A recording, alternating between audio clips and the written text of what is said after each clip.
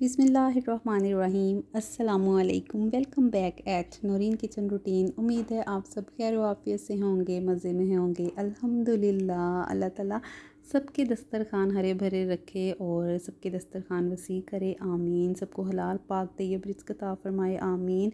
और उस पाक ज़ात का बहुत बहुत शुक्र है जिसने हमें इतनी सारी नेमतें अता की हैं, अल्हम्दुलिल्लाह। और यहाँ आज भी लोग का आगाज़ हो रहा है नाश्ते से। और गर्मी इतनी ज़्यादा होती है कि लाइट सा ही नाश्ता किया जाता है। और चाय बच्चों के लिए अच्छी नहीं होती, लेकिन मेरे बच्चे एक टाइम चाय ज़रूर पीते हैं। बेटे को तो अब मैंने काफ़ी हटाया है कि शाम की आपने नहीं पीनी और दूध पिया करना है, लेकिन नाश्ते में ये है कि दूध पत्ती से उनको बना के देती हूँ मैं। तो यहाँ पे सिंपल स्लाइसेस टोस्ट किए हैं लाइट से, और साथ में एक एक कप चाय, और यही वो लाइट सा नाश्ता करेंगे। उसके बाद उनकी ट्यूशन का टाइम हो जाएगा। और हम लोग भी आज कल यही नाश्ता कर रहे हैं, स्लाइस चाय और साथ में फ्राई एग वगैरह ले लेते हैं। और डेली 1 एग तो आपको लेना ही चाहिए, आप बॉयल फॉर्म में ले लें या फिर फ्राई कर लें, ऑमलेट बना लें। क्लीनिंग मैंने यहाँ पे कर ली है, 8 ओ क्लॉक का टाइम है यहाँ पे। और मैंने गैराज वॉश कर लिया है और अंदर से भी मैंने सारा मोप वगैरह, ब्रूम वगैरह सब कुछ लगा लिया था। हस्बैंड सुबह अर्ली चले गए थे और अब आना था उन्होंने दोबारा नाश्ते के लिए, तो मैंने पहले ही सारी क्लीनिंग कर ली थी, क्योंकि उनको बिल्कुल नहीं पसंद कि हर वक्त सफाइयाँ होती रहें, ये होता रहे। वो कहते हैं कि इतना कपने की ज़रूरत नहीं है, रिलैक्स रहा करो।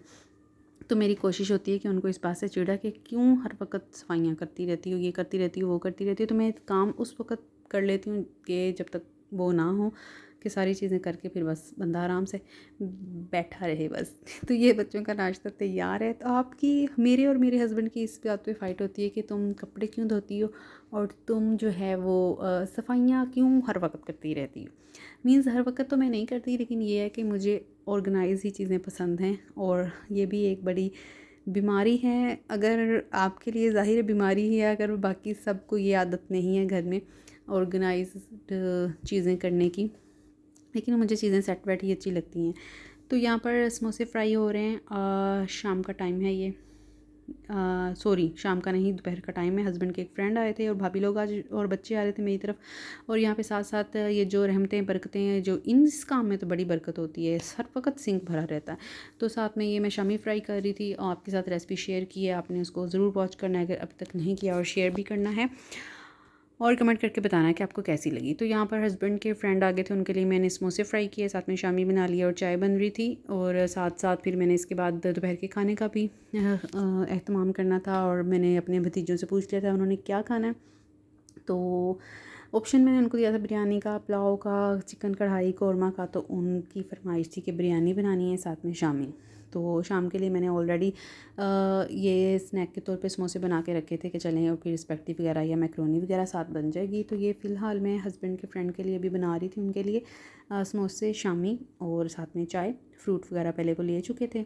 और उनको फ्री करने के बाद फिर थोड़ा सा बैठे, और इसके बाद अब जो फिर मैं लंच की तैयारी करूँगी। आपकी वेकेशंस कैसी जा रही हैं? आप कहीं गए हैं या कोई आपकी तरफ आया है, खाला मामू ताया ताई चाचा चाची, कोई नानो दादो?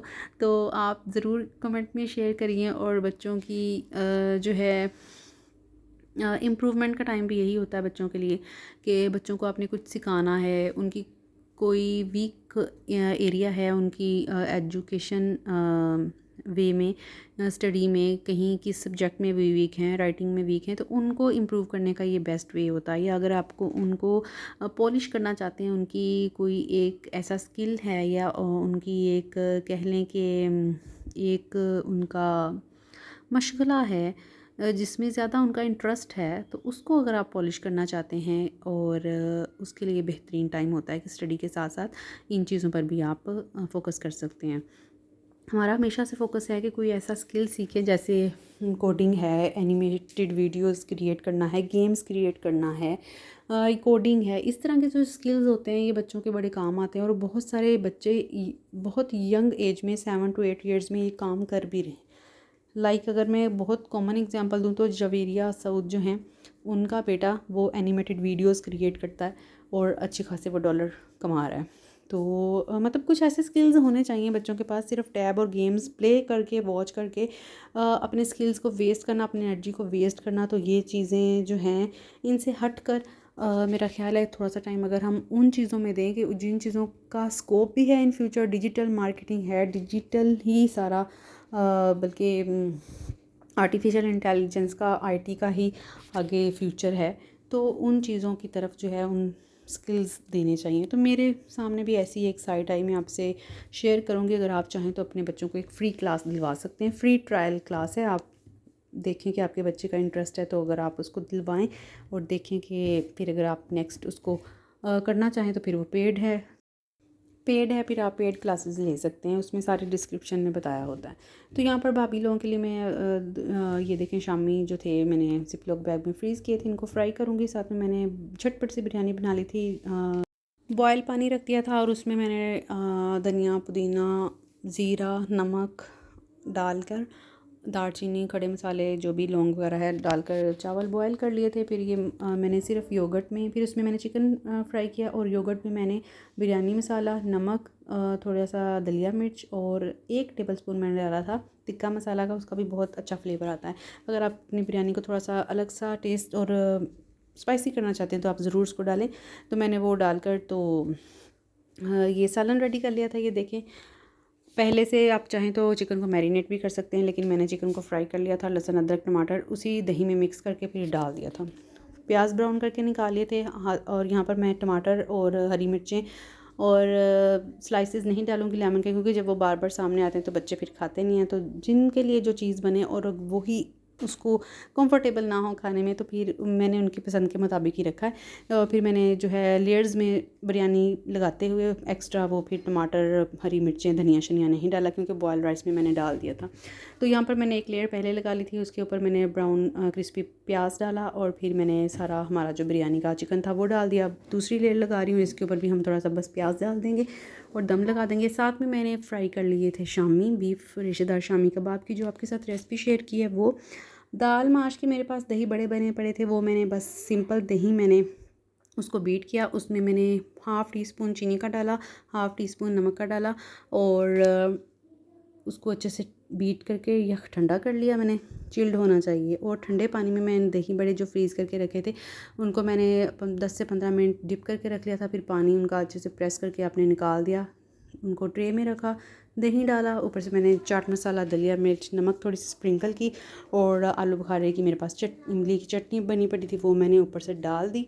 और ये देखें मैंने अच्छा यहाँ पे जो रेडीमेड पकौड़ियाँ होती हैं ना वो भी साथ में डिप कर दी थी। मुझे लग रहा था कि बड़े कम होंगे तो फिर मैं थोड़ी सी पकौड़ियाँ ऐड कर देती हूँ, लेकिन फिर जब मैंने फ़ाइनल प्रेजेंटेशन की इसकी तो मैंने फिर सर्व करते हुए डिश में वो नहीं डाले, मुझे वो ज़्यादा लगे, दही कम था, तो इसलिए फिर मैंने उनको ऐड नहीं किया।